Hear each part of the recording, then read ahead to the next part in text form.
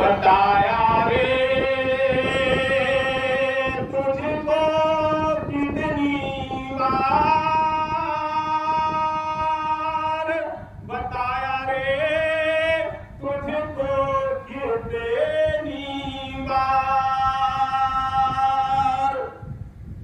ओ मानव तू मानव है तो कर मानव से प्यारे, बताया रे तुझको कितनी बार, बताया रे तुझको कितनी बार। भगवान का अवतार क्यों होता है? यदा यदा हि धर्मस्य ग्लानिर्भवति भारत अभ्युत्थानं धर्मस्य तदात्मानं सृजामि।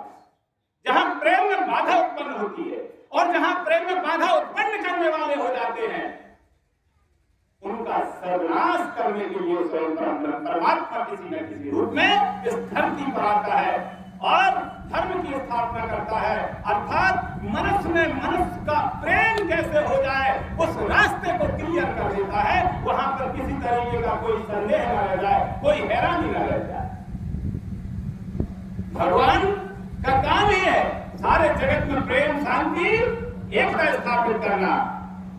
राम राज बैठे त्रैलोका, हर्ष पे भई गए सब शोका।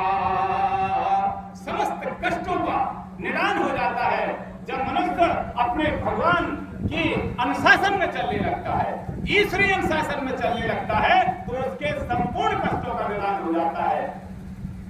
तो आओ सज्जनों यहाँ पधारो, मन की दुविधा दूर करो और बाकी यही रहा जीवन में, इसको भी भरपूर करो।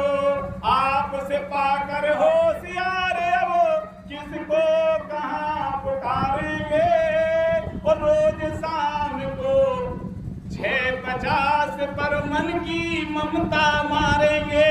हारेंगे ना हिम्मत पड़कर कसम हमारी खा लो तुम, या तो साथी बनो हमारे या फिर हमें बना लो तुम। अगर आपको लगता है आप जिस मार्ग पे चल रहे हैं और वो मार्ग अच्छा है तो आप मुझे अपने जैसा बना लो, और अगर आपको लगता है कि नहीं हम मनुष्य हैं, हमें उस दुनिया बनाने वाले को पहचानना चाहिए, अपने अंदर रमे राम को जानना चाहिए, अपने सत्य स्वरूप की पहचान करना चाहिए, तो इसलिए आवश्यक है कि हम उस परम ब्रह्म परमात्मा को ध्याएं, अपने आप की पहचान करें। अन्यथा किसी भी कीमत में सुख तुम्हें नहीं मिल सकता। आज का आदमी सुख ढूंढने के लिए कितने कितने कर्म करता है, कितनी मेहनत करता है, पाप आचरण भी करता है। बड़े बड़े पाप मनुष्य अपने आप को सुखी करने के लिए करता है। पाप यहाँ तक करता है कि दूसरे का कितना नुकसान न हो जाए, लेकिन वो धनवान बन जाए, उसके पास जनबल हो जाए, उसके पास धनबल हो जाए, उसके पास तनबल हो जाए, और उसे लगता है कि मैं सुखी हो जाऊंगा। जानते हो ऐसा क्यों होता है? ऐसा इसलिए होता है क्योंकि वह सुख कहां ढूंढ रहा है? वो अपने से अलग कहीं और सुख ढूंढ रहा है, और अपने से अलग सुख नहीं है। सुख तुम्हारे अंदर तुम्हें अगर नहीं प्राप्त है तो बाह्य जगत में सुख नहीं है।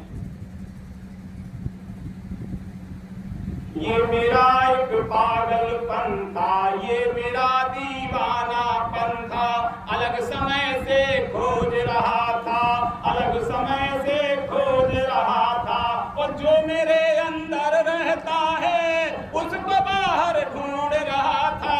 ये मेरा एक पागलपन था, ये मेरा दीवानापन था।